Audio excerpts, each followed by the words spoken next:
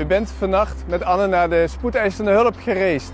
Ze werd meteen doorgeleid naar de OK. Het OK-team is in huis. De anesthesist brengt haar onder narcose. Maar waar is de chirurg? De portier kijkt naar de dienstlijst en belt een aantal nummers, ziet een post-it, doorgestreept, belt andere chirurgen, eindelijk raak. Deze chirurg komt meteen in huis. Natuurlijk, chirurgen leven voor hun patiënten. Einde van de nacht. Hartproblemen bij Bas.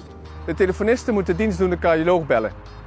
Irritatie. De cardioloog had de dienst al overgedragen. Beduust zoekt de telefoniste het nummer van de dagdienst. Maar die is nog niet in huis. U wilt niet weten hoe het er in ziekenhuizen soms aan toe gaat. De portier is eindverantwoordelijk voor het vinden van de juiste medisch specialist. En de ziekenhuisdirectie krijgt het proces niet geborgd. Samen met een 30-tal medisch specialisten hebben we hier een oplossing voor gebouwd.